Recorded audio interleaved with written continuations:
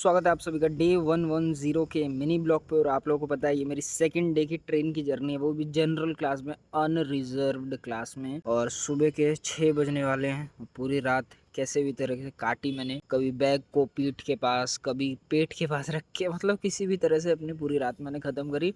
और सुबह के 6 बजने वाले हैं और मैं अभी पहुंच चुका हूं पलवल के पास। थोड़ी ही देर में ये ट्रेन मेरे को निजामुद्दीन उतारेगी, बट उससे पहले एक स्टेशन आता है तुगलकाबाद रेलवे स्टेशन। वहाँ पे स्टॉपेज नहीं है, बट कभी कभी जो ट्रेन है वो मेन लाइन पे रुकती है, तो मैं प्लान कर रहा हूँ कि मैं वहीं पे उतर जाऊंगा। पर ये क्या, अरे यार क्रॉस हो गया भाई, यही था तुगलकाबाद रेलवे स्टेशन, ये क्रॉस हो गया।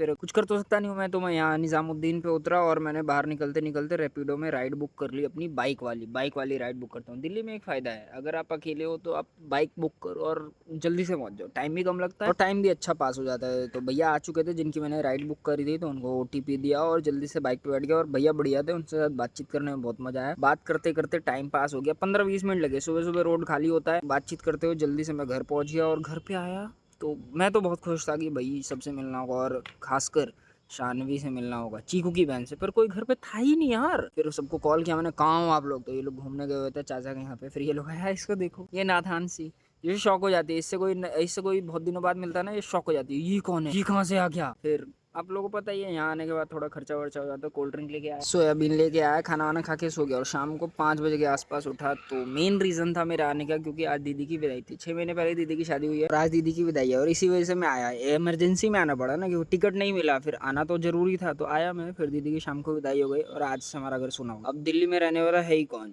मम्मी पापा बस और शान। मैं सोच रहा हूँ क्या करूँ, इसलिए मैं सोच रहा हूँ कि मैं दिल्ली आ जाऊँ यार वापस, क्योंकि सही नहीं रहता घर वालों को अकेले छोड़ना।